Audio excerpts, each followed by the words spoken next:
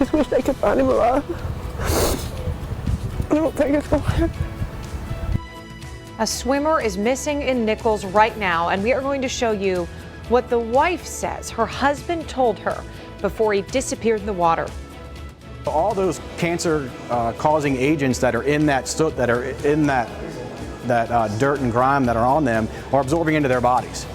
And we'll show you the new gear that could protect firefighters from all that and how much it costs. If you own a home in Horry County, you likely got a home assessment notice. We're going to show you how much the county is actually allowed to increase your home's taxable value.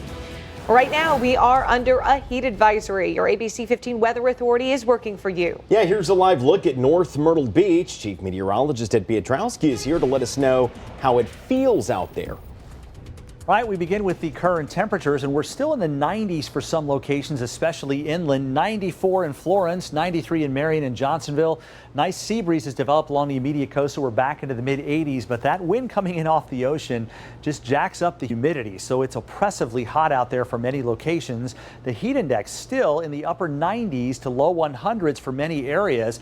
This is actually better than earlier this afternoon. At one point, the city of Myrtle Beach had a heat index of 110. Truly that type of air that you can wear. And it's going to be like that for the next several days. We've had a couple of thunderstorms pop up during the course of the day as well. Right now, no severe weather out there. There are a couple of showers and downpours west of Conway between Highway 501 and Highway 378. These are not moving very much and will likely rain themselves out probably in the next half hour to 45 minutes. We see that happening up in Scotland County. A few showers up there are basically falling apart right now and should be gone in the next 10 or 15 minutes. So you're heading out this evening. Slim chance of a shower or storm, but very warm and very muggy. The temperatures only into the low to mid 80s as we head through 11 o'clock tonight. Overnight lows only in the mid to upper 70s inland and upper 70s at the beaches. Quite muggy under mostly clear skies. More heat and humidity on the way for the next several days. In fact, for the foreseeable future. Easy for me to say, right? All right, bottom line, it's going to be hot. It will eventually cool down a bit. I'll show you when that happens coming up. We had a 911 call who says that one of her friends jumped in the water to pull a friend out. They couldn't pull him to the dock. It's a search that started just after midnight and continues right now. A woman says her 41-year-old husband disappeared in the water. ABC 15's Matt Paris has been in Nichols all day where crews haven't stopped looking. He's live there now with the latest. Matt. Trey, Summer, crews taking a break right now, but getting ready to go back in as they continue their search tonight for 41-year-old John Thomas. His wife says he hasn't been seen since just after midnight last night. She says it all started when they came to wash their troubles away here in the Lumber River. Just having like this, like this little fun night, trying to get away from the house, not think about our troubles for a little while. It started out that way, but ended in tragedy. 41-year-old John Thomas and another friend set out to cool off a hot summer night in the river, but the river's current was too much, even for an experienced swimmer like Thomas. Thomas's wife, Melissa, says it happened in the blink of an eye. They jumped straight out from the dock that way, and I guess the current being so strong, it took them out that way. John was like, "Help me, y'all, I can't make it back." And I said, "Baby, swim, come on." And I was like, "Mitch, he can't make it, jump in after him." So he jumped in after him. Thomas's friend couldn't reach him. Mrs. Thomas says her husband is 6 feet 2 inches tall and was too much for the friend to hold on to. Last thing John said to me was, "Help me." And he started gurgling. And he was gone. Crews with Horry County Fire Rescue and the Department of Natural Resources spent the day diving and using sonar equipment searching for answers in the murky waters of the Lumber River. Family members looked on nervously as morning turned to afternoon, hoping and praying for any sign of Thomas. God's going to take care of you. Dear precious Heavenly Father, Lord, please touch this woman, Lord. Please touch this rescue mission, Lord. Please, Lord, please find the body, Lord. Praying to take home their husband and friend, hoping to leave with more than regret. I kind of blame myself too because I didn't jump in to try to help him. I'm not a good swimmer. Y'all might have been coming to the search for 2 bodies instead of 1. Yeah, tragic scene out here all day today. Now, crews say they plan to continue searching here until night falls. They're kind of frustrated. They say they would have hoped to have found something by now, but they have not yet. We're told the Lumber River here can be as deep as 4 to 10 feet in some spots. Coming up at 7, I'll have more on why dispatch could not tell exactly where they wanted their emergency services to go last night here on the Horry and Marion County lines. That's coming up at 7. For now, live in Nichols, Matt Paris, ABC 15 News. Matt, thank you. Thomas's wife says he had a birthday coming up next month. He has 4 sons. North Myrtle Beach police say they found a person lying in the road at 38th Avenue North and Smith Street. They believe that man had been shot, and doctors pronounced him dead at Grand Strand Regional Medical Center on Sunday. The coroner identified the victim as 32-year-old Tyler Schaefer. Investigators say 18-year-old Sebastian Dominic Kasich is now charged with murder. Officers say surveillance cameras showed Kasich in the area, and they believe he matched a description of the suspect. Right now, crews are investigating what sparked a fire in Horry County. You may have seen a lot of black smoke if you were driving toward Conway on Highway 501. It was about 2 o'clock this afternoon. We even spotted it from our station here. Firefighters responded to East Cox Ferry Road at H&H Builders. We are working for you to get some more information on this. New for you at 6 tonight. We're getting a first look at new firefighter gear being used in Myrtle Beach. The new uniforms have particulate protection technology and are made to keep out carcinogens that can cause cancer. Tonight, 21 firefighters have the new gear and 30 others have been fitted for the next shipment. It has some form-fitting components in it around the waist, around the wristlets, also around the legs, so it prevents a lot of the particulates from actually coming up in the pant, up through the coat, and absorbing into our firefighters. The new gear costs about $2,400 each. The old gear was about $1,900. Happening tomorrow in Florence. Expect a water outage. Utility workers are installing pipes where a new veterans home is being built on East National Cemetery Road. Now, you should have received a notice on your door if your home will be affected. The outage is expected to start at 3 and go until 8 tomorrow night. Hey, take a look at this. Ronald Stalvey caught a water spout on camera in Georgetown earlier today. So they're basically like, well, a tornado on the water, but water spouts are typically not as strong as tornadoes. No damage was reported with this one. This type of water spout develops on the surface of the water and works its way upward.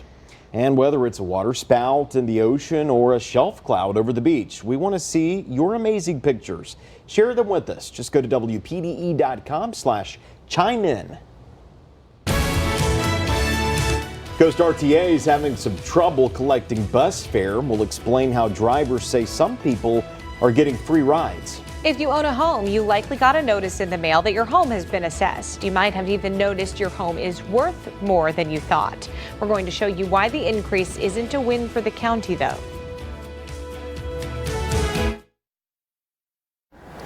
Well, did you recently get a notice from the Horry County Assessor's Office? If so, were you shocked at how much your home value and property taxes went up? You're not alone. ABC 15's Devon Roming spoke with the Horry County tax assessor, who shares what that notice means and what to do if you disagree with it. Devon. Well, guys, if you've received one of these letters in the mail, county leaders say you do have options. They also say one of the main things affecting your taxes is growth. Horry County is attracting a lot of first-time newcomer residents, and they're putting a pretty big demand on residential housing. The U.S. Census Bureau says Horry County grew 27% from 2010 to 2018, and all those people are buying houses, which makes demand and home values go up. Even if you're not buying or selling, that can affect your bottom line. Every 5 years, counties are required to reassess your home's value. We look at all the different property types. We assign what we think is our best approximation of its market value, and that's the beginning of your property tax assessment. And sometimes that market value goes up, and then so do your property taxes. The most that we can increase your taxable value, regardless of how much your market value goes up, is 15%. So even if your value doubled over the last 5 years, which is great if you're the homeowner, your taxable value will only increase by 15%. Some real estate agents say South Carolina has some of the lowest tax rates in the country. We have many people from up north move down here who will say their tax as a primary resident in Horry County per year is what they pay per month. But if you don't agree with your home's new assessed value, you can appeal it. If you think that the market value is incorrect, that's the value that you would want to appeal. Now, if you are looking to submit an appeal, you must do so in writing, and you have until October to do so. For now, reporting live in Horry County, Devon Rumming, ABC 15 News. Devon, thank you. Now, Horry County leaders say if you do plan to appeal, it's going to be a bit of a wait before any action is actually taken. The county only has 12 appraisers and expects to receive 10,000 to 20,000 appeals. Conway city leaders want you to answer 30 questions. We'll show you how leaders plan to use the answers. Well, plenty of heat and humidity for the foreseeable future, but there is some relief on the way. It just may take a while to get here. I'll show you when it may get here coming up after the break.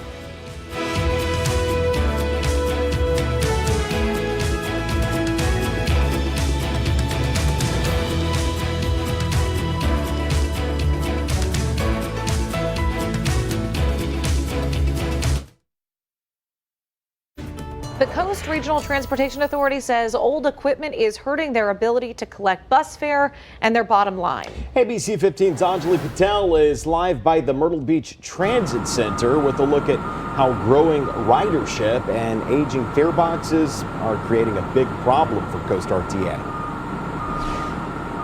When passengers get on a bus, they put their cash or card in a fare box, which collects their bus fare. Now, Coast RTA says they bought their fare boxes back in 2010, and they say they have a 10-year life expectancy, which is about to expire, and it's starting to show.